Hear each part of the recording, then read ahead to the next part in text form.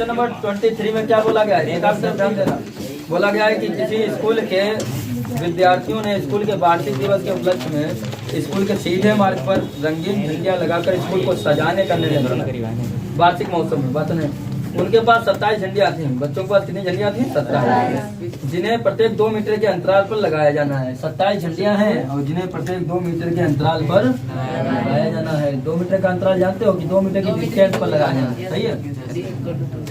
मान लो ये झंडी इधर से स्टार्ट कर दें, झंडी का ग्राफ। मान लो ये झंडी पहली थी, ठीक।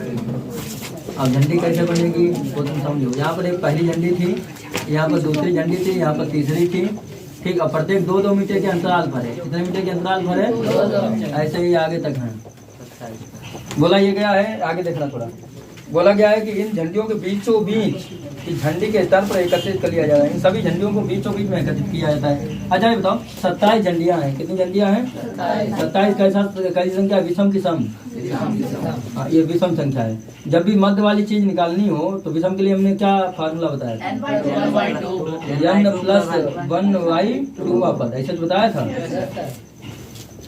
वहाँ पर। तो n कितना है? 27। तो 27 में 1 जोड़ दो आप और 5 यहाँ पर कितना हो गया? 28/2, यानी 28 का हाफ कितना होता है? 14। हाँ, तो 14वां पद। इसका मतलब 14वें पद पर उसने क्या किया होगा? झंडे एकत्रित किए हैं। उसने कौन से पद पर झंडे एकत्रित किए होंगे बोलो? 14वें पद पर, मतलब 14वें स्थान पर। 14वें पद मतलब 14वें, समझ पा रहे हो? 14वें पद पर अगर उसने झंडे एकत्रित किए हैं तो इसका मतलब 14वें स्थान पर उसने झंडे एकत्रित किए हैं। क्या याद इस बात पर कंफर्म हो? एक आगे क्वेश्चन को पढ़ लीजिए थोड़ा। 27 झंडे थे। अगर 14वां स्थान एक ले लिया गया, सुनिए 27 झंडे थे तो 27 जगहों पर रखना चाहिए और उसमें एक 14वां स्थान ले लिया गया तो कितने कितने स्थान बचे? दाएं बाएं बोलो। 13 26 और एक ये 27। कितने कितने स्थान बचे बताओ? इधर 13 बचे और 13। क्या इस बात पर कंफर्म हो? एक 13 स्थान बचे। अगर 14वें स्थान पर उसने झंडे एकत्रित कर दिए तो कितने कितने स्थान बचे? 13। ठीक, आगे देखिए। बोला गया है झंडियां लगाने का कार्य रुचि को सौंपा गया। किसको सौंपा गया है? रुचि ने अपनी पुस्तकें वहीं रख दी जहां झंडियों को एकत्रित किया गया था। अब रुचि ने क्या किया है? यहाँ झंडों को एकत्रित किया, यहीं पर अपनी सभी पुस्तकें रख दी हैं।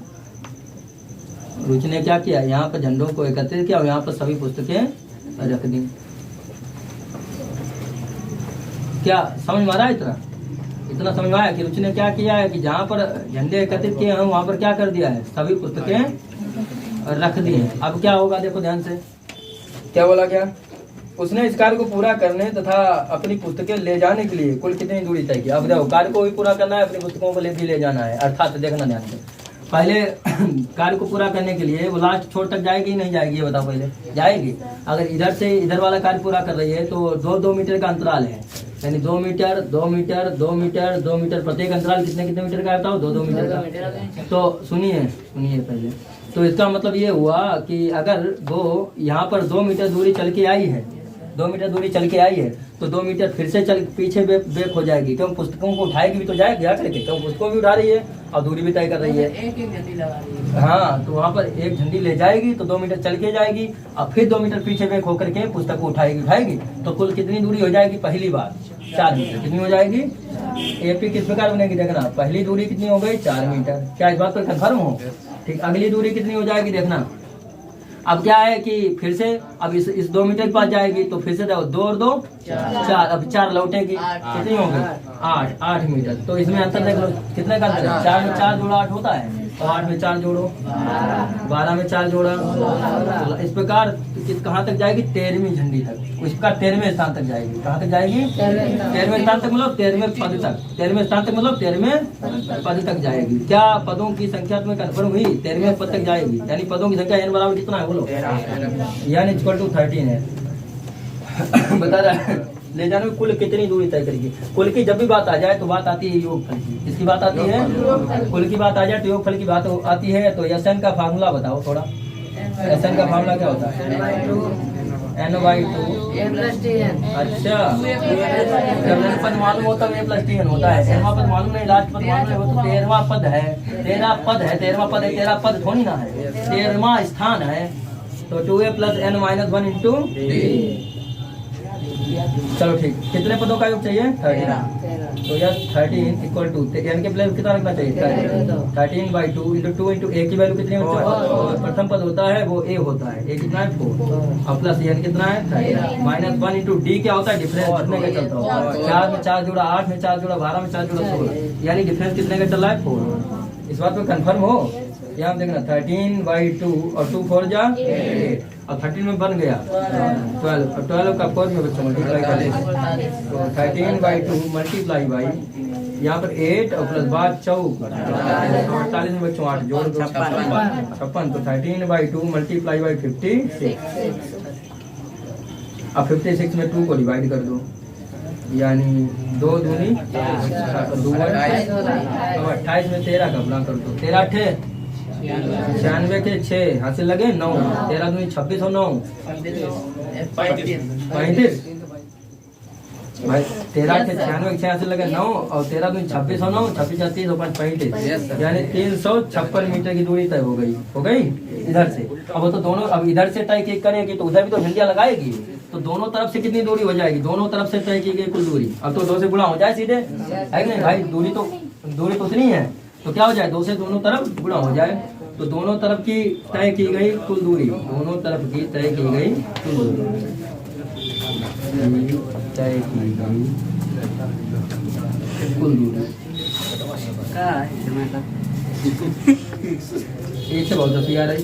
दोनों तरफ की कुल दूरी कितनी तय हो जाएगी? 2 से इसमें क्या हो जाएगा? गुणा, यानी 356 और गुणे 2 तो बच्चों कितना बनेगा?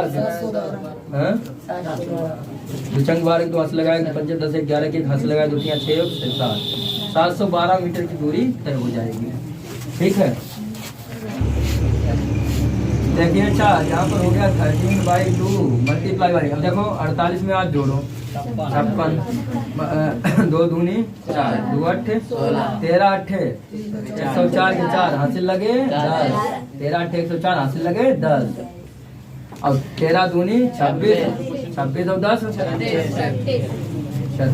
तो कुल दूरी कितनी आ जाएगी? 364 गुणे 2 या 2 गुणे 364 चलो गुणा चक्कू 8 छंग 12 को लगाए 728 मीटर सही है। अब इसे नोट करो पहले। इसके दूसरे पार्ट में बोला गया, इसी में देखो बच्चों, एक झड्डी हाथ में लिए आते हुए अधिकतम कितनी दूरी तय की गई? अधिकतम तय की गई दूरी रुचि द्वारा अधिकतम तय की गई दूरी रुचि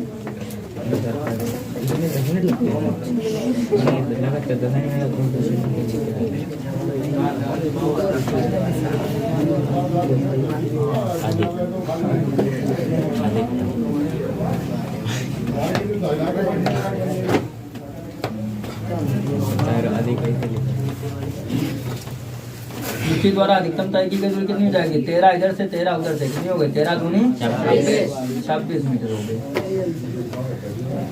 चलो इसे नोट करो, अगला क्वेश्चन समझ में आया?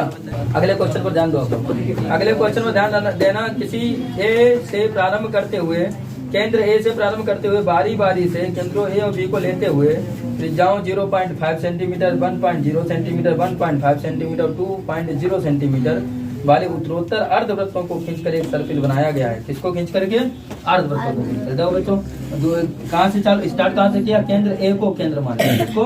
तो ए को केंद्र माना, तो ए को केंद्र मान करके पहला अर्धवृत्त खींचा। अर्धवृत्त कैसे खींचते हो? देखो इधर अर्धवृत्त कैसे खींचोगे? अगर यहाँ पर प्रकार की नोक रखोगे तो कैसे खींचोगे? ऐसे खींचोगे। तो यहाँ पर प्रकार की नोक रखी, हमने अर्धवृत्त खींच दिया ऐसे। ठीक है, एक अर्धवृत्त खींचा है। जो अर्धवृत्त खींचा है इसका परिमाप क्या हो जाएगा? बताओ परिमाप क्या होता है? पूरे वृत्त का परिमाप क्या होता है पहले ये बताओ। परिमाप मतलब परिधि, पूरे वृत्त की परिधि क्या होती है? 2πr। अब अगर अर्धवृत्त खींचे जा रहे हैं बारी बारी से एक केंद्र को मान करके तो 2 से हो जाएगा भाग आधा हो जाएगा, कितना आएगा? πr। इस बात पर कंफर्म हो? तो आर तो सभी की दी गई है तो श्रेणी अपने आप बन जाएगी। देखो कैसे 24 नंबर है श्रेणी किस प्रकार बनेगी? देखो ये अगर अर्धवृत्त सब खींचे जा रहे हैं तो अर्धवृत्तों का क्या लेना चाहिए बताइए? परिमाप लेना चाहिए। परिमाप भी तो उसकी लंबाई होती है। किसी वृत्त की लंबाई क्या होती है बताओ, उसका परिमाप। अगर पूरे वृत्त की लंबाई चाहिए तो पूरे वृत्त की लंबाई उसका क्या होगी, परिमाप। अगर आधे वृत्त की लंबाई चाहिए तो आधे वृत्त की लंबाई उसका परिमाप होगी, अर्धवृत्त का परिमाप। तो बताइए अर्धवृत्त का परिमाप होता क्या है, पाई आर। क्या होता है, तो पहले वृत्त के लिए pi R, pi into R. R कितना है देखो, पहले वृत्त के लिए आर है 0.5 सेंटीमीटर। कितना है, दिख रहा है कि नहीं दिख रहा, चलो ठीक काम। अगले वृत्त के लिए देखिए पाई आर, पाई इंटू आर कितना है, अगले वृत्त के लिए देख लो 5 इंटू 1.5। अगले वृत्त के लिए डाट डाट कहाँ तक जाएगा बताइए, बताया गया है 13 क्रमागत अर्धवृत्त है। कहाँ तक जाना है, 13वें पद तक, 13 तक जाना है, समझ पाए हो, 13 तक क्रमागत अर्धवृत्त है। तो बताया गया कुल लंबाई ज्ञात करो। देखो ना, सर्पिल की कुल लंबाई, जैसे कुल की बात आ जाए तो क्या ज्ञात करते हैं बताओ, योग। क्या ज्ञात करते हैं, यानी इक्वल टू पहले दे रखा है 13, यानी इक्वल टू कितना दे रखा है 30। अब आप अगर ध्यान से देखें तो इसमें सब में कॉमन क्या मिल रहा है बताओ, पाई। तो आप पाई को आगे कॉमन ले लें तो भीतर कितना बचेगा 0.5, फिर 1.0, फिर 1.5, फिर 1.5 में 2.0 डाट डाट डाट 13वें पद तक। कहाँ तक, 13 तक। तो आप ये बताइए कितने का अंतर चला, दूर दिख गया होगा 0.5 का। तो 0.5 में 0.5 जोड़ा 1.0, 1.0 में 1.5 जोड़ा 1.5, 1.5 में 0.5 जोड़ा 2.0, फिर 2.5 ऐसे बढ़ता चला जाएगा। तो इसका मतलब ये हो गया, प्रथम पद बताओ कितना है पहले, प्रथम पद। और अगर डिफरेंस निकालना हो तो कैसे निकालते हैं, अगर ये T1 है ये T2 है तो डिफरेंस निकालने के लिए हम लोग क्या करते थे, T2 कितना है 1 और T1 कितना है 0 पॉइंट। तो 1.0 में से अगर 0.5 को घटाया जाए बच्चों देखो तो कितना बनेगा, देखो 5 गया 5, अब यहाँ कितना बच गया 0, तो कितना बचेगा 0.5। आया समझ में, तो डिफरेंस तो 0.5 आ गया। अब हमें 13 पदों का योग चाहिए, तो पहले ये बताओ कि n पदों का योगफल कितना होता है जब अंतिम पद ना दिया हो। अंतिम पद कहाँ दिया है, तो 13वां पद दिया, 13 तक दिया, 13वें पद तक। कहाँ तक दिया है, 13वें पद तक। कोई अंतिम पद ना समझ लेना इसको, नहीं तो तुम अंतिम पद समझ करके अंतिम वाला समझ गए। चलो अब देखो n/2 फार्मूला 2a, a की वैल्यू कितनी है और प्लस n-1। हाँ अरे यहाँ पर तो n पदों का योग रख रहे थे पहले, n पदों का योग फल होता क्या है 2a plus n-1 into d। और अगर हमें 13 पदों का योग चाहिए 30 लेते हैं 2 इंटू 0.5। अब आप ये बोल दो कि n कितना है 13 -1 इंटू डी कितना है 0.5। अब अगर आप इसमें देखो इधर, अगर 0.5 कॉमन लेके बाहर निकाल लिया जाए तो कोई समस्या तो नहीं होगी, निकाल लो बाहर। कितना हो जाएगा 13 गुणे 0.5 डिवाइडेड बाई कितना 2। तो भीतर है 0.5 से कोई मतलब नहीं रह गया, ठीक, जहाँ 0.5 है वो 1 रह गया केवल, तो 2 बन जा 2, यानी ये तो 2 हो गया। अब 13 में से गया 12 एकन 12 यहाँ 1 है ना, 0.5 कॉमन ले लिया है, तो 13 एकन 13 में से गया 12 एकन 12, कितना है 12 और 2 14। क्या डायरेक्ट काट दें, समझ लो 13 पचे 6.5 और बोलो 2 और 12 2 और 2 7। चलो गुणा 7 35 5 हाथ से लगे 3 और 7 42 3 45 कितना नीचे से एक अंक दशमलव नहीं लगा होगा, तो 45.5 में से कितना आ गया 45.5 मीटर। लेकिन आगे बच्चों क्या चल रहा था बताइए पाई, तो फिर आगे पाई इसमें भी लिख देंगे 45.5 पाई मीटर। इतनी आ गई 13 पदों तक की कुल डिस्टेंस, समझ में आई आप आगे पाई लगाता है। देखो अच्छा ध्यान समझना, आप लोग उधर ध्यान ना देना। यस 13 इज इक्वल टू 45.5 गुणे 5 वैल्यू कितनी होती है 22/7, कैंसिल करो 7 छंग 42 कितना 3 7 पतु 35 पीछे से एक अंक बाद दशमलव। चलो 22 और 65 का गुणा हमारे साथ साथ जल्दी करो, हमने पहले करके दिखाओ। तो 25 का जीरो लगाए छंग 12 13 0 3 1 0 3 3 4 कितना आया 1430। पीछे से कितने अंक बाद दशमलव कितना आ गया 143 मीटर आ रही है दूरी। तो आप ध्यान दें केवल बोला गया है कि 200 लट्ठों को ढेरी के रूप में इस प्रकार रखा जाता है कि सबसे नीचे वाली पंक्ति में 20 लट्ठे, उसके अगली वाली पंक्ति में 19 लट्ठे, उससे अगली वाली पंक्ति में 18 लट्ठे। ये तो बना रही है एपी। क्या बना रही है? कैसे अनुमान लगा लिया? हर किसी में अंतर समान है, हर किसी में अंतर। कितने का अंतर चल रहा है? बोलो। हाँ, -1 का। कैसे? देखो, पहले रखे गए 20 लट्ठे, फिर -1 करोगे तभी तुम 19 आएंगे। फिर रखे गए 19 लट्ठे, फिर -1 करो तो 18 लट्ठे, फिर -1 करो 17 लट्ठे। इस प्रकार रख दिए। लेकिन कुल कितने रखे हैं? 200 लट्ठे। ये 200 लट्ठे कितनी पंक्तियों में रखे हुए हैं? पंक्तियों की संख्या निकालनी है। कितनी पंक्तियों में रखे हुए हैं तो पंक्तियों की क्या निकालनी है? संख्या। मान लो ये पहली पंक्ति, ये दूसरी पंक्ति, ये तीसरी पंक्ति, ये चौथी पंक्ति। कितनी पंक्ति ये निश्चित है कहीं? लेकिन इतना निश्चित है कि 200 लट्ठे हैं तो एसन दिया है, टोटल पदों का योग दिया है। कितना दिया योग बच्चों बताओ? एसन। क्या इस बात पर कंफर्म हो? अब पदों की संख्या तो निकालनी है, फार्मूला लगाओ। देखो इधर पहले डिफरेंस समझ गए कैसे निकाला जाए? डिफरेंस -1 का चल रहा है, जब बीच में 1 घटाओगे तभी तुम 19 पाओगे। तो डिफरेंस कितना बताओ? डिफरेंस है -1। अब प्रथम पद कितना है? चलो निकालो। एसन का फार्मूला बताओ जो अंतिम पद ना दिया हो। बताओ। n/2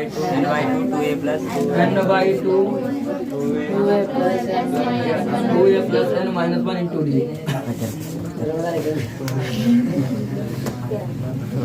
अब इसको कितना है? 200। अब आप देखो इधर n के प्लेस पर तो कुछ रखना नहीं, क्योंकि n तो हमें निकालना है, ये पंक्तियों की संख्या हमें निकालनी है। 2 × a रख दो 20। हाँ, a है 20 और प्लस n तो हमें निकालना ही है। चलो d रख दो -1। अब इक्वल टू लिखा है। तो बच्चों देखो n/2 20 दूनी 40। अब ये -1 है तो -1 का n में गुणा करो, प्लस को भूल जाना, केवल माइनस क्या करना? -n कितना हो जाएगा? +1 अब इज इक्वल टू देखो n/2। ये 2 उधर लिए जाए, तो आपका डिवाइड में उधर किस में जाएगा? तो कितना हो जाएगा? 200 दूनी 400। और इधर 40 और 1 भाई 40 भी प्लस का 1 तो 41 माइनस और इक्वल टू बच्चों हो गया 400। अब n का मल्टीप्लाई करो, 41 का n में मल्टीप्लाई, n का n में मल्टीप्लाई इज इक्वल टू 4। अब देखना ध्यान से, अब क्या करेंगे? -n उसके उधर ले जाए, अब ये +41n उधर ले जाए, तो इधर क्या रह जाएगा? 0। अगर हम सब चीज उधर ही लिए जाएंगे तो इधर बच्चों क्या रह जाएगा? 0। तो -n उसके उधर किसमें चला गया बताओ? प्लस में। यहाँ लिखते हैं यहाँ पर -n इसके उधर किसमें चला गया? प्लस में। और +41n उधर किसमें चला गया?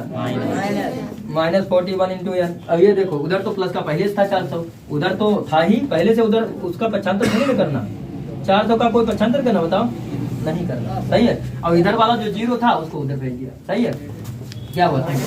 इधर वाला 0 था, -n इसके उधर प्लस में गया, +41n उधर -41 में गया, प्लस का 400 उधर पहले से था, तो इधर क्या बचा? 0। और 0 को उठा के उधर बिठा दिया, इसको इधर बिठा दिया। सही है, समझ पाए? अब देखो 400 के ऐसे फैक्टर करो, जोड़ने पर 41 आ जाए, जोड़ने पर 41 आ जाए। बताओ 400 के ऐसे फैक्टर जोड़ने पर 41 आता हो, गुणा करें तो 400 आता हो। ऐसा कुछ हिसाब लगा पाओगे? लगा के दिखाइए। देखो लगाते हैं हम लोग। क्या है कि 400 के फैक्टर करने हैं, तो देखना 2 दूनी और 2 एकम और 2 पंचे और 2 दूनी 4 1 10 2 पंचे और 55 और 5 इक्कन। अब इसे हिसाब लगाओ, गुणा करें तो 400 बने और जोड़े तो 41 बने। तो ये गुणा करने तो 400 बनेगा, केवल आप अनुमान ये लगाओ 41 कैसे बनता है। 25 और 2 दूनी 4 दूनी 8 दूनी 16, तो 16 और 25 जोड़ो, देखो 41 बनता है। 25 और 16 लगाए 3 1 4 बना 41 कैसे बना? 25 और 16 करके, यानी 25 और 16 का गुणा करेंगे तो 400 बनेगा, 25 और 16 जोड़ेंगे तो कितना बनेगा? 41। तो 25 + 16 25 + 16 और ब्रैकेट के बाहर क्या चल रहा है? और प्लस का कितना है? 400 और इक्वल टू का क्या है? 0। बच्चों आ जाएगा n स्क्वायर 25 का n में 25n प्लस माइनस 16n और प्लस का 400 इक्वल टू 0। इधर देखो बच्चों, इन दोनों में कॉमन लो। इसमें क्या कॉमन है? n। इसमें n कॉमन है तो क्या बच गया बताओ? n - 25 और इधर बच्चों क्या काम है, माइनस का 16, तो कितना बच गया था n माइनस का 25 और इक्वल टू क्या है 0। दोनों को अलग अलग 0 की इक्वल करो।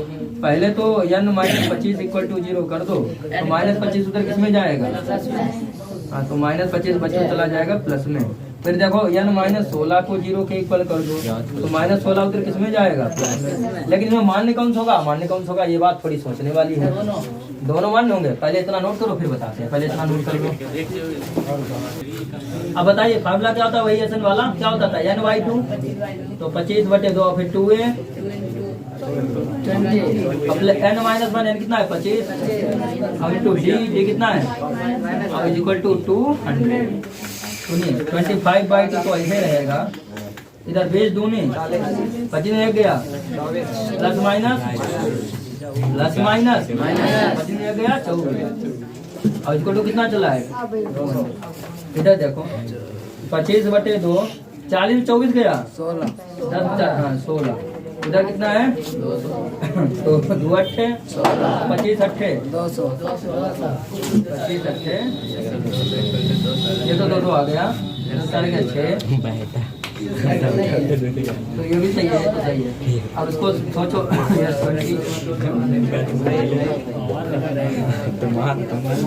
ये तो सही आ रहा 25 वाला, उसमें 16 होते हैं 25 देखो जब 16 करके देखते हैं, इसको देखते हैं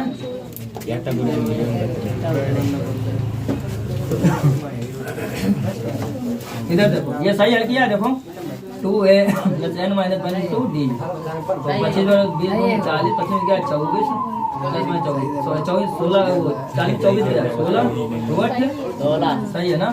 चलो यार 16 निकालो, तो n के प्लेस कितना रखना पड़ेगा 16, ये ब्रैकेट लगा रहे हो तो n/2 होता है कितना हो जाएगा 16/2, और फिर 2 है 2 इंटू a की वैल्यू कितनी है 20 और प्लस n माइनस 1 मतलब 16 इंटू d, तो 16 का आधा कितना होता है 8 और बेस 2 नहीं, और 16 में से गया 15 प्लस माइनस 40 15 गया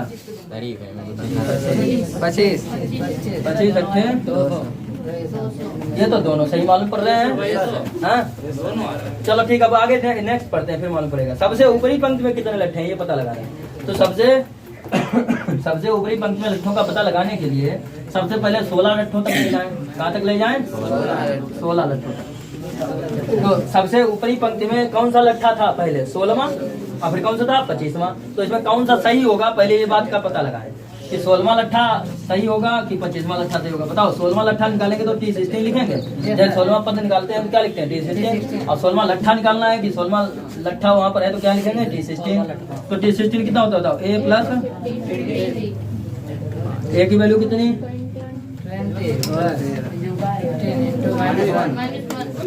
तो 20 प्लस माइनस 15 51 20 में 15 गया।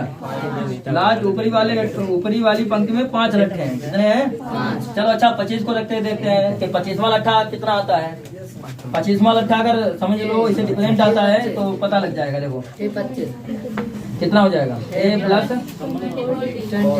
a की वैल्यू कितनी 24 और 24 इंटू डी की वैल्यू कितनी, ये लट्ठा मान्य हो गया। देखो सभी 25 मान्य था, कैसे प्लस माइनस माइनस 24 51 क्या 24 20 गया माइनस का 4 लट्ठे क्या माइनस में चले जाएंगे क्या, ऊपरी पंक्ति में लट्ठा रखा गया उसको नीचे निगेटिव में ले जाओ तो 25वां लट्ठा अमान्य 25वां लट्ठा अमान्य। तो 5 है सही और 16 है सही, कौन सही है 16 और 5, इसका आंसर कितना हो जाएगा 16 और नोट करो। क्वेश्चन पर ध्यान दो, क्वेश्चन नंबर 26। एक आलू दौड़ में प्रारंभिक स्थान पर एक बाल्टी रखी हुई है। पहले प्रारंभिक स्थान पर क्या रखी हुई है एक बाल्टी, देखिए प्रारंभिक स्थान पर रख दी गई है एक बाल्टी, यहाँ पर बाल्टी रखी हुई है ये बना दी बाल्टी। सुनो प्रारंभिक स्थान पर एक बाल्टी रखी हुई है जो पहले आलू से 5 मीटर की दूरी पर है। ये पहले आलू से कितने मीटर की दूरी पर है, यहाँ पर पहला आलू है आलू से 5 मीटर की दूरी पर है, कितनी डिस्टेंस पर है तो तथा अन्य आलुओं को एक सीधी रेखा में परस्पर 3-3 मीटर की दूरियों पर रखा गया है। अन्य आलू को ये तो आलू सही है, ये आलू 5 मीटर की दूरी पर है, कितने मीटर की दूरी पर है, लेकिन अन्य जो आलू रखे गए ना बच्चों वो 3-3 मीटर की दूरी पर रखे गए, 3 मीटर पर एक आलू, ये 30 ना समझ लेना तुम, 3 मीटर पर एक आलू, अगले 3 मीटर पर दूसरा आलू, ऐसे आलू रखे गए। और कितने आलू रखे गए बच्चों देखो, बता गया 10 आलू रखे गए। कितने आलू रखे गए? 10। तो नंबर ऑफ पोटैटोज कितना है? आलू की संख्या कितनी है? नंबर ऑफ पोटैटोज, आलू की संख्या कितनी है? ये तो फिर क्या करें? प्रत्येक प्रतिभागी 10 तो है, क्या वहाँ पर 10 लगा दें अगले। सुनो, प्रत्येक प्रतियोगी बाल्टी से चलना प्रारंभ करती है, निकटतम आलू को उठाती है और उसे वापस लेकर के दौड़कर बाल्टी में डालती है। सुनिए जरा, क्या हुआ? पहला आलू कौन सा है? 5 मीटर वाला। इसको उठाया, इसको उठाया यहाँ से, प्रतिभागी कहीं यहाँ पर रही होगी, इसको उठाया यहाँ डाला, फिर दौड़ी। सुनो इधर, इसको उठाते हुए बाल्टी में गई और जाके डाल दिया, ठीक है। अब फिर दौड़ करके यहाँ पर आ गई, तो 5 और 5 मीटर कितनी? टोटल 10 मीटर डिस्टेंस उसने तय कर दी। पहले में उसने टोटल डिस्टेंस बच्चों कितनी तय कर दी? 10 मीटर, ठीक है। फिर आगे देखो, फिर देखो ये तुम्हारा चित्र भी बनाया गया है कि 3। अब सुनो, अगला आलू उठाएगी, तो अगला आलू जब उठाएगी तो डिस्टेंस तो यहीं से ली जाएगी। अगर अगला तीसरा आलू उठाती है 3 वाला, तो यहाँ से डिस्टेंस ली जाएगी, यहाँ से उठा के यहाँ तक जाएगी तो कितनी दूरी तय करेगी? 5 3 और फिर पीछे पे खोकर आएगी, कितनी हो गई? 16। तो कितनी हो गई? 16। सही है। आज बढ़ाते जाओ, कितने का अंतर? 10 और 6 16, 16 और 6 22। ऐसे कहाँ तक? 10 तक। कहाँ तक है? 10 तक। अब सुनो, ए कितना? 10, यन कितना? 10, यन भी 10, और डी कितना? 10 प्लस 6 हो रहा है। 10 माइनस 6 का हो रहा है। 10 प्लस 6 16 प्लस 6 22। सुनो इधर, तो पदों की संख्या निकालनी हो तो एसएन का फॉर्मूला बताओ, जब अंतिम पद ना मालूम हो।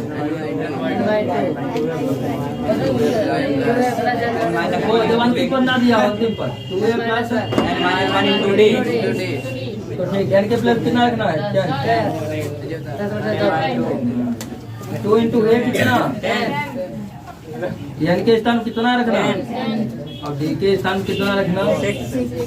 बड़ा सरल सवाल है, ध्यान समझना। 10 का आधा कितना होता है? 10 दूनी, और ये लगा है प्लस। 10 में से 1 गया, 54 में भी जोड़ा 74 का 5 गुणा करो, 5 चक्कू 0 2 5 तो 370 मीटर की कुल दूरी वो तय कर लेगी। क्वेश्चन नंबर 27 की तरफ ध्यान दो सभी लोग। एक सीढ़ी के क्रमागत डंडे परस्पर 25 सेंटीमीटर की दूरी पर है। एक सीढ़ी है जिसके क्रमागत डंडे कितनी दूरी पर है? 25 सेंटीमीटर। ये सीढ़ी है, सबसे निचला वाला डंडा जो है ना वो 45 सेंटीमीटर की लंबाई का है। कितनी लंबाई का है? और सबसे ऊपर वाला 25। देखो ध्यान से, सबसे निचला वाला डंडा जो है 45 सेंटीमीटर का है, और सबसे जो ऊपर वाला है वो कितने सेंटीमीटर का है? 25 सेंटीमीटर का। आपको एक तो अनुमान लग गया होगा सीरीज में, क्या कि सीरीज घटते हुए 25 तक पहुंची होगी, 45 फिर कुछ घटा होगा, फिर कुछ घटते हुए ऊपर गई होगी। ये तो बात क्लियर है? ठीक है। फिर देखो नीचे क्या है, इसकी पूरी लंबाई कितनी है सीढ़ी की? टोटल लंबाई 2 सही 1/2 मीटर, 2 सही 1/2 मीटर। ये टोटल लंबाई है सीढ़ी की, टोटल लंबाई है सीढ़ी की। और देखो प्रत्येक क्रमागत डंडों के बीच की दूरी कितनी है? ये क्रमागत डंडे हैं ये वाले, क्रमागत डंडों के बीच की दूरी है 25 सेंटीमीटर। कितनी है? 25 सेंटीमीटर, 25 सेंटीमीटर, 25 सेंटीमीटर। ये डंडा लंबा नहीं है 25 सेंटीमीटर, तो डंडा लंबा समझ लो। इनके बीच की दूरी है 25 सेंटीमीटर। समझ पा रहे हो?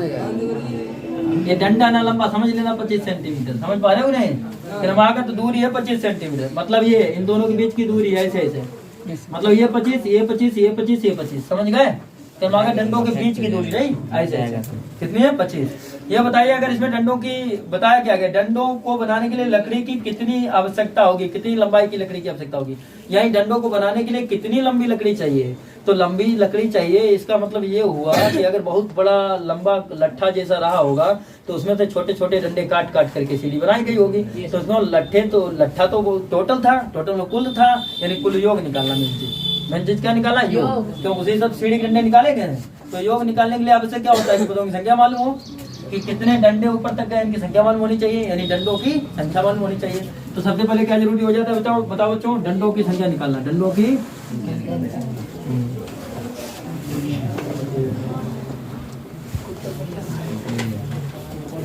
तो डंडों की संख्या निकालने के लिए हमेशा याद रखो, पहले तो हम देख लेते हैं कितना बड़ा लट्ठा था जिससे कि डंडे काटे गए थे, समझ गए, कितना बड़ा, या हम कहते हैं कोई नहीं बांस होता है, बांस से ही तो सीढ़ी के डंडे बनाए जाते हैं, कितना बड़ा बांस रहा होगा जिससे डंडे काटे गए होंगे आरी से या किसी से, तो उससे पहले डंडे की कुल लंबाई निकालें, तभी तो संख्या निकल पाएगी। तो डंडे की कुल लंबाई कितनी है ये तो मालूम है, 2 सही 1/2 मीटर। कितनी है?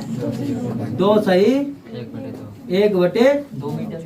अब फिर हम देख लें कि अगर हमने सबसे ऊपर से एक डंडा काटा है तो ऊपरी वाले डंडे की लंबाई कितनी है, उसी लंबाई के तो हम सब काटेंगे, कि हम पहले से अनुमान लगा बैठे कि सबसे निचला वाला डंडा 45 का काट लें फिर 25 बच गया, ऐसा थोड़ी ना। सबसे पहले जितनी लंबाई छोटी लंबाई का डंडा काटा जाएगा उतनी लंबाई के सबसे नीचे काटेंगे, बाद को लंबाई घट बढ़ सकती है वो तो बात अलग की है। तो सबसे छोटे से प्रारंभ करते हैं, किससे प्रारंभ करते हैं? तो सबसे छोटा डंडा ऊपर कितना था, कितनी लंबाई का था ऊपरी में? 25 से हम क्या कर देंगे, भाग दे देंगे, 25 से क्या कर देंगे। और चूंकि हमने नीचे वाला डंडा छोड़ा है, अन्य क्रम के डंडे लिए है, नीचे वाला डंडा छोड़ा है, तो नीचे वाला डंडा कौन सा छोड़ा है जिसकी लंबाई 45 सेंटीमीटर थी, यानी एक डंडा छोड़ा है, एक है छोड़ा, तो उस एक को जो छोड़ा है ना वो छोड़ना थोड़ी चाहिए, उसको भी क्या करेंगे, जोड़ देंगे, नीचे वाले डंडे को भी हम जोड़ देंगे, क्योंकि बाद को जितना बच जाए 25 सेंटीमीटर के डंडे उन्हें ऊपर से बांस से काट लिए, और बाद को मालूम पड़ा कि वो 25 सेंटीमीटर पूरा नहीं हो रहा है, अर्थात वो ज्यादा भी हो रहा है, तो ज्यादा काट करके क्या हम उसको हटाएंगे थोड़ी ना। तो अगर नीचे वाला 45 का भी हो रहा है तभी 45 को भी हम नीचे लगा देंगे, है कि नहीं। तो ऐसे नीचे 45 का हो रहा था तो उसको भी हमने सीढ़ी में लगा दिया, तो उसको फिर छोड़ेंगे थोड़ी ना, उसको भी तो जोड़ना पड़ेगा, तो +1 कर दिया, सही, वो नीचे वाला भी डंडा दिया। तो फिर पूरा डंडों की कुल संख्या कितनी निकलेगी, ये तो 25 45 सेंटीमीटर में है, बट ऊपर वाली वैल्यू किस में है बताओ, ऊपर वाली वैल्यू तो मीटर वाले को भी किसमें चेंज करना पड़ेगा बताओ, 2 दूनी 4 में 1 जोड़ा, यानी 5/2 मीटर। और मीटर को जब भी सेंटीमीटर में चेंज करते हैं तो मल्टीप्लाई किससे करते हैं, 100 से, और डिवाइडेड बाय कितना है 25, और प्लस कितना है 1। तो देखो 50 दूनी 100 और 50 पंचे 250, और नीचे कितना है 25 और प्लस का कितना 1, 25 दहामन और 10 में 1 जोड़ा 11। मतलब डंडों की कुल संख्या कितनी आगे बताओ, 11। इसका मतलब ये हो गया कि आपको तो T11 मालूम हो चुका है, यानी 11वां डंडा मालूम हो चुका है, T11 मालूम हो चुका है, और 11वां डंडा मालूम भी है तुमको। सबसे अच्छी बात ये है 11वें डंडा कितना मालूम है, 11वें डंडे की लंबाई कितनी मालूम है, मतलब 11वें डंडे की जो लंबाई है वो आपको मालूम है कितनी, और ये जो 25 सेंटीमीटर होगा ये 11वां डंडा होगा। कौन सा डंडा होगा, 11वां। तो 11वां डंडा मालूम है कितनी लंबाई का, 25 सेंटीमीटर लंबाई।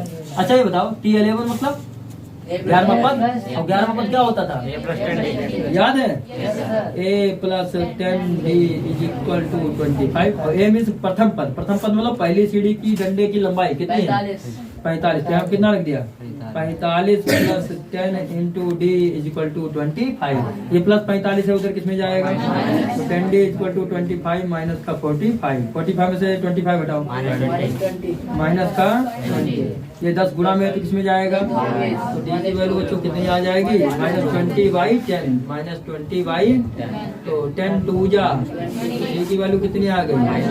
अब तो अंतिम डंडा और ये प्रथम डंडा तो मालूम ही है, तो हमको तो निकालना है कुल डंडे, क्या निकालना था, कितना लंबाई का डंडा रहा होगा, मतलब बनाने के लिए लकड़ी कितनी लंबाई की आवश्यकता होगी, कितनी लंबी लकड़ी रही होगी, तो लकड़ी की कुल लंबाई निकालनी, मतलब ऐसा निकालना, क्या निकालना, तो बताइए n पदों का योगफल जब आपको प्रथम पद मालूम हो अंतिम पद मालूम हो तो क्या होता है बताओ, n/2 A + और n मीन्स क्या है 11 पद, मतलब 11 ही तो 11वां ही तो डंडा 25 हुआ था, तो यस 11 = 11/2, और A मीन्स प्रथम पद, प्रथम डंडे की लंबाई कितनी है, और अंतिम डंडे की लंबाई कितनी थी 25 दिख रही है, तो 25 में 45 जोड़ दो बच्चों 70, और 35 दूनी कितना होता है 35 दूनी 70, 35 का 11 में गुणा कर दो बच्चों, तो यस 11 आ जाएगा, 11 बचे 55 के 5 हासिल लगे 5, 11 की 33 और 5 38, यानी डंडा कितनी लंबाई का था बताओ 185 मीटर का, समझ गए डंडे की कुल लंबाई कितनी। देखिए अच्छा यहाँ पर जो मीटर है, मीटर में नहीं सेंटीमीटर में डिस्टेंस आएगी, वो डिस्टेंस मतलब लंबाई डंडे की लंबाई, ठीक है। क्वेश्चन नंबर 28 की तरफ ध्यान देना आप लोग। बोला गया है कि एक पंक्ति में मकानों को क्रमागत रूप से, क्रमागत मतलब एक के बाद एक के बाद एक से 49 तक अंकित किया गया है। दर्शाइए कि यक्ष का ऐसा मान है कि यक्ष से अंकित मकान से पहले वाले मकानों की संख्याओं का योग और उसके बाद वाले मकानों की संख्याओं का योग बराबर है। तो यक्ष का मान निकालिए। तो आप देखिए मकान 1 से लेकर 49 तक है। कहाँ तक है? 49। पहला मकान ये है, दूसरा मकान ये है, ये पहला, ये और तीसरा मकान ये है और चौथा मकान ये है। इनको कहाँ तक लिखा गया है? 4। बोला ये गया है बच्चों, बोला ये गया है कि यक्ष का ऐसा मान ज्ञात करो जो यक्ष वाले पहले पदों का योगफल और यक्ष के बाद वाले पदों का योगफल, वादे वाला है ना, यक्ष के पहले वाले पदों का योगफल और उसके बाद वाले मकानों की संख्याओं के योग के बराबर हो। तो यक्ष का मान निकालो। देखो अच्छा इधर देखो, अब यक्ष क्या है, यक्ष कहाँ रखना चाहोगे? कहीं भी रख लो। मान लो यक्ष हमने यहीं रख लिया या यहाँ रख लो, जहाँ पर पॉइंट है चाहे जहाँ यक्ष रख सकते हो। हम कह रहे चलो यहीं पर रख लो, ठीक। यहाँ पर अगर हमने यक्ष को लिख लिया तो यक्ष मकान था, यक्ष से पहले वाले मकानों को अगर निकालना हो तो बताओ क्रम कैसा हो रहा है? घट रहा है भाई। यहाँ कहीं मान लो यहाँ कहीं 5 रहा होगा तभी तो 4 आया, और अगर 4 है तो पीछे क्या है? 3 आया। तो अगर यक्ष है तो पीछे क्या आएगा बताओ? x minus. बात क्लियर है कि नहीं? तो यक्ष वाले मकान से पहले वाले मकान कौन सा होगा? x minus 1। कौन सा होगा बोलो? होगा कि नहीं होगा? और यक्ष के बाद वाला मकान कौन सा होगा? बाद वाला x प्लस 1 होगा। कंफर्म नहीं कर पाते। पूरे मकानों की संख्या 1 से 49 तक कितनी है बताइए? पूरे मकानों का योगफल निकालना हो तो क्या होगा? यस 49। क्या होगा? यस 40। और अगर यहाँ से यहाँ तक के मकान ले लिए हमने, कहाँ से कहाँ तक? यहाँ से यहाँ तक मकान ले लिए और हमको चाहिए अब केवल ये यक्ष वाले मकानों का योगफल। तो बताओ क्या हो जाएगा? यस माइनस 49 में से ये घटाना पड़ेगा, है कि नहीं? तभी तो यस एक्स के इक्वल होगा। भाई देखिए सुनिए, अकॉर्डिंग टू क्वेश्चन में ये बोला है कि दोनों बराबर हैं, दोनों पोजीशन क्या है? बराबर है। अर्थात यक्ष के पहले वाले मकानों का योगफल कितना है बताओ? n पदों का योगफल क्या होता है? n पदों का योगफल क्या होता है? Sn। तो अगर x माइनस 1 पदों का योगफल लें तो क्या हो जाएगा बताओ? यस x माइनस 1 क्या हो जाएगा? यस हो जाएगा, हो जाएगा। इज इक्वल टू, ये इक्वल है, ये इक्वल किसके है? उसने कहा उसके बाद वाले मकानों के बराबर है। उसके बाद वाले, अब इसके बाद वाला मकान कौन सा आएगा? यक्ष वाले ही तो आएंगे ये सब। ये बाद वाले थोड़ी ना हो जाएगा कि यहाँ पर x है तो आगे वाला x प्लस 1 कर दो। हमने कहा x माइनस 1 के बाद वाला, तो x माइनस 1 के बाद वाला कौन सा है? sx। कौन सा है? अब sx कैसे निकलेगा? जब आप s49 में से जब आप s49 में से ये sx माइनस 1 घटा देंगे तब sx निकलेगा। अगर आपको ये यहाँ से लेकर यहाँ तक के मकानों का योग चाहिए, मतलब आपको ये sx चाहिए, आपको sx चाहिए, तो बताओ कैसे निकालोगे? पूरा s49 में से आप sx को घटाओगे, पूरा s49 में से आप sx को, वही तो उसी के तो बराबर बता रहा है। बता तो रहा है पहले वाले मकानों का योगफल अगले वाले आने वाले मकानों के योगफल के बराबर है। तो अगर पहले वाले मकानों का योगफल x माइनस 1 है तो अगले वाले मकानों का योगफल अगर इतना निकालना है तो कैसे निकालोगे? पूरे में से इतना घटाओगे, इधर पूरे में से इतना घटाओगे तभी तो निकलेगा इतना। आई बात समझ में? तो वही तो है, पूरे वाले कितने हैं? यस 49 मतलब 49 मकानों का योगफल, और इतने कितने हैं? Yes x minus 1। तो यस x माइनस 1 घटाओगे तभी तो पाओगे sx माइनस 1 घटाओगे तभी तो पाओगे sx, है कि नहीं? बताइए, बात क्लियर है? मतलब sx माइनस 1 आप घटाएंगे तभी तो sx पाएंगे। हमें इसके इक्वल बनाना है, फिर से हमें sx माइनस 1 बनाना है तो कैसे बनाओगे? पूरे 49 में से मतलब 49 मकानों के योगफल में से sx हटाओगे तभी तो इतना बचेगा। तो वही तुम बात बताना चाहते हैं, दोनों मकान इक्वल है। अब बताइए n पदों का योगफल कितना होता है? n पदों का योगफल होता था n/2 और ब्रैकेट में 2a plus n minus 1 into. अब बात अगर यहाँ पर आ जाए कि x माइनस 1 पदों का योगफल कितना होगा, मतलब x माइनस 1 पदों का योगफल कितना होगा, तो n के प्लेस पर क्या आ गया बताइए? x माइनस 1 क्या आ गया? तो x माइनस 1/2 और फिर क्या है? 2a। 2 इंटू a की वैल्यू कितनी है? 1। अब देखो डिफरेंस कितने कितने का चला है? 1 में 1 जोड़ा 2, 2 में 1 जोड़ा 3, डिफरेंस भी 1 है और प्रथम पद भी 1 है। तो इसका मतलब डिफरेंस के स्थान पर भी क्या रखना पड़ेगा? 1। तो 2a और फिर क्या होता था? Plus n minus 1। अब n की वैल्यू कितनी है? तो क्या हो जाएगा? x माइनस 1 n और माइनस 1। तो माइनस 1 मतलब माइनस 1, सही है? 2a और प्लस x तो n कितना है x माइनस 1 n माइनस 1 तो n का काम क्या कर रहा है x माइनस 1 और फिर माइनस 1 सही है और इंटू d कितना है 1। अब बताइए यस 49 निकालना है तो n पदों का योगफल n/2 तो 49 का पदों का योगफल 49/2 कितना हो जाएगा। अब ब्रैकेट में 2 है 2 into 1 अब प्लस n माइनस 1 n का मतलब 49 n का प्लस क्या रखा है 49 तो यहाँ कितना हो जाएगा 49 माइनस और d का मतलब d1। अब sx निकालना sx मतलब x पदों का योगफल जिस प्रकार n पदों का योगफल n/2 या x है तो x पदों का योगफल क्या हो जाएगा बताओ x/2 कितना हो जाएगा। अब ब्रैकेट में अब प्लस x माइनस 1 इंटू सही है। अब इसको सॉल्व करो देखो यहाँ पर तो x माइनस 1/2 वैसे तो यहाँ पर डायरेक्ट फॉर्मूला लग सकता है मालूम क्या n/2 a प्लस l क्योंकि प्रथम पद मालूम और अंतिम पद मालूम तो यहाँ पर डायरेक्ट फॉर्मूला भी लगा सकते थे क्या n/2 a प्लस वो भी लग जाता देखो 2 बन जा 2 और प्लस x -1 कितना हो जाएगा -2 कितना हो जाएगा। अब इसको 1 में मल्टीप्लाई करेंगे तो इतना ही तो रहेगा। अब आगे देखो इधर 49/2 अब यहाँ कितना है 2 बन जा 49 में से बन गया 48 बन जा इक्वल टू बता रहे माइनस का x/2 और ब्रैकेट में कितना है 2 बन जा 2 और x माइनस 1 का मल्टीप्लाई करो x माइनस 1 समझना देखो -2 से +2 x का x मल्टीप्लाई x का 1 में मल्टीप्लाई x होल अपॉन इधर कितना हो गया इधर हो गया 49y इधर 48 में 2 जोड़ दो 50 हो जाएगा कैंसिल करेंगे चिंता क्यों कर रहे हो।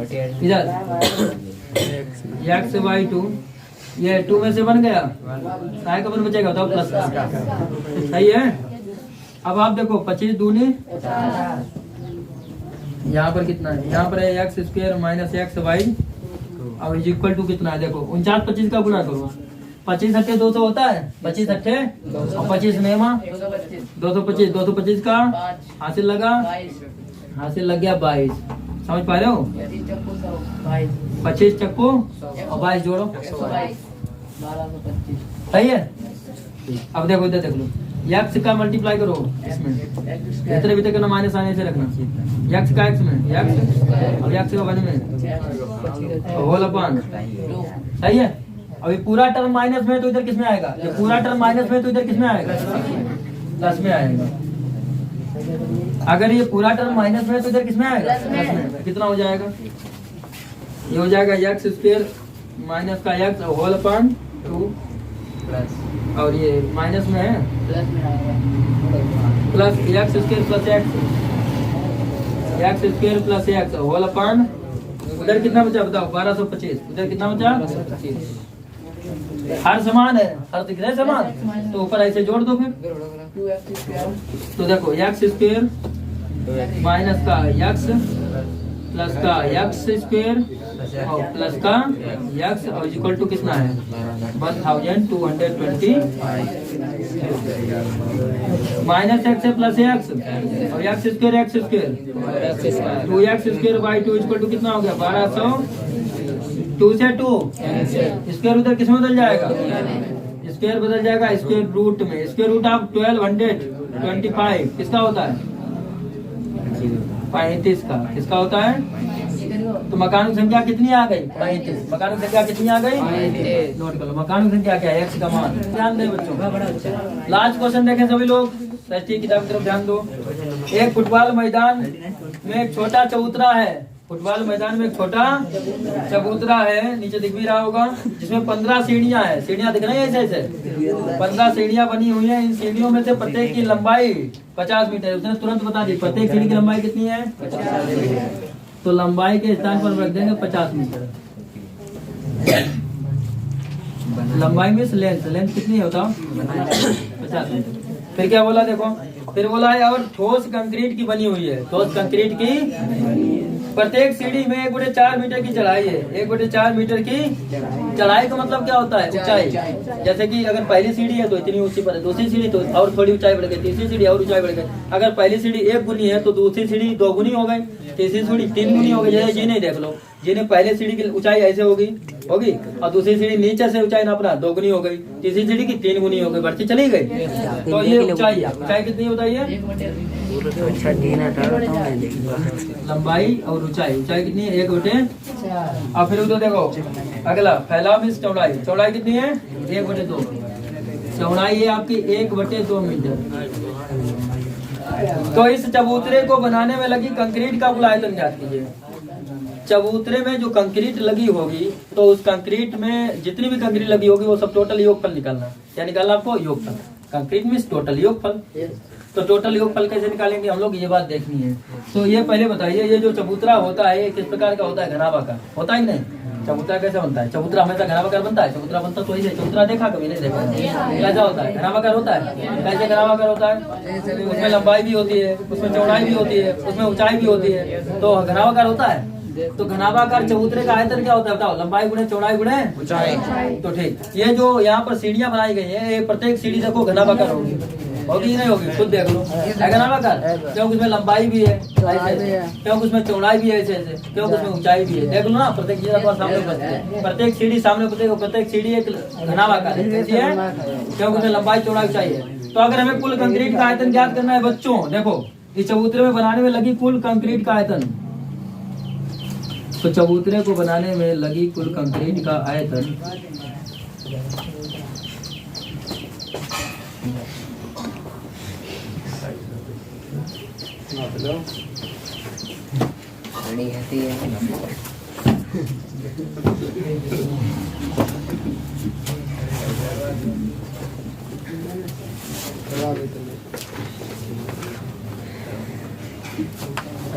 चबूतरे को बनाने में लगी कुल कंक्रीट का आयतन निकालना है। तो फार्मूला बनाने के लिए वो आयतन क्या होता था? लंबाई गुणे चौड़ाई गुणे।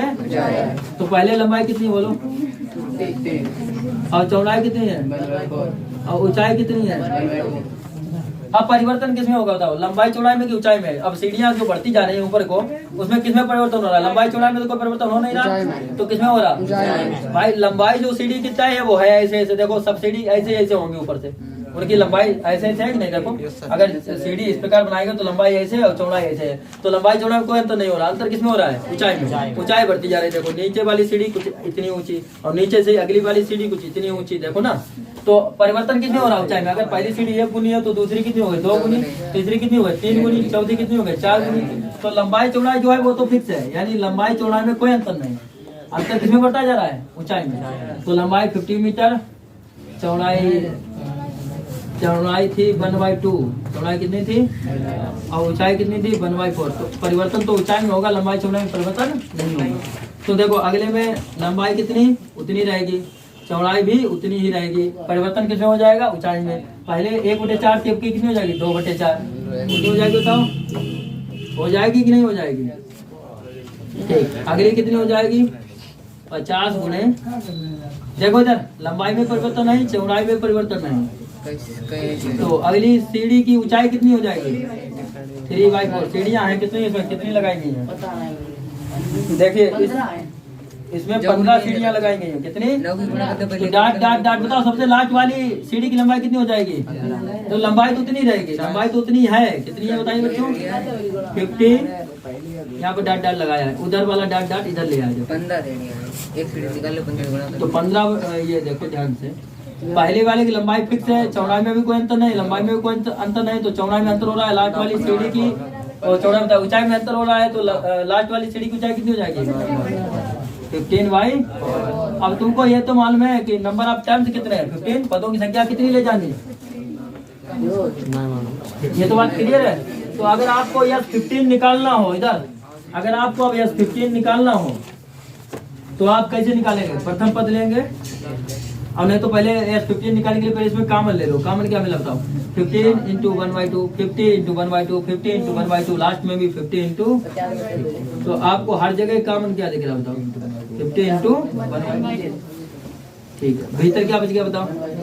1/4 और प्लस 2/4 ऊंचाई वाले ही टर्म बचे ना, और प्लस डॉट डॉट डॉट 15/4। ये तो एक श्रेणी बनती हुई नजर आ रही होगी। प्रथम पद कितना 1/4। ये श्रेणी बन गई, तो चाहे तो यहाँ पर आप AP लिख सकते हैं। आप क्या लिख सकते हैं AP। तो ये आगे वाले टर्म तो वो आगे वाले रहेंगे, उनसे कोई मतलब नहीं। श्रेणी क्या बन रही है 1/4, 2/4, 3/4 और लास्ट में 15/4। तो देखिए ये श्रेणी में प्रथम पद देखो कितना है, A = 1/4। और D निकालने के लिए क्या करते हैं, पीछे वाले में से आगे वाला, तो 2/4 और माइनस का 1/4। तो हर तो समान है ना, तो 2 में से बन गया, तो डिफरेंस भी 1/4 आ गया। आपको तो जाना है कहाँ तक बताइए, 15 सीढ़ी तक। कहाँ तक जाना है, तो हमें 15 सीढ़ियों का योगफल निकालना पड़ेगा, क्योंकि 15 सीढ़ी में कंक्रीट लगी। कंक्रीट किसमें लगी, 15 की 15 में कंक्रीट लगी। कंक्रीट में तो समझते ही हो क्या होता है कंक्रीट, वही गिट्टी सब कुछ है कि नहीं। तो बताइए n पदों का योगफल क्या होता था, n पदों का योगफल क्या होता था जब अंतिम पद दिया हो, n/2 और ब्रैकेट में a + an या a + tn। तुमको प्रथम पद भी मालूम, अंतिम पद भी मालूम, तो फार्मूला कौन सा लगाओगे, n/2 n का काम क्या करा 15/2, फिर क्या 1/4, a + an। a कितना है और an कितना है, तो यहाँ पर कितना आ जाएगा 15/, और इधर देखो मल्टीप्लाई 15 में 1 जोड़ा 16/2, 8 जा 4, 2 जा, और 15 में 2 जोड़ दो, जोड़ दे, मल्टीप्लाई 15 2 जा। हाँ, तो यस 15 बच्चों को कितना आया, यस 15 तो 30 आ गया। यस 15 कितना आ गया, लेकिन हमें पदों का योगफल थोड़ी चाहिए, तो श्रेणी का योगफल आया। अभी तुम्हें कुल आयतन चाहिए कंक्रीट का, आगे 15 × 1/2 को थोड़ी भूल जाओगे। तो अगर कंक्रीट का आयतन निकालना है तो कुल आयतन कितना हो जाएगा कंक्रीट का, बताओ। ये इससे इसमें और मल्टीप्लाई हो जाएगा, तो कुल आयतन बच्चों कितना हो जाएगा। कुल आयतन निकालने के लिए 50 × 1/2, 50 × 1/2 और मल्टीप्लाई बाई ये श्रेणी का कुल योग कितना निकला, 30। कितना निकला 30। तो आप तो जानते हैं 15 दूनी और 15 पन्ना, पीछे से 1 0। तो कुल आयतन बच्चों कितना आ गया बताओ। ये जो आयतन था ये किसमें आएगा, घन मीटर में। किसमें आएगा 750 घन मीटर। कुल आयतन कंक्रीट का कितना आ गया 750 घन मीटर। समझ में आया।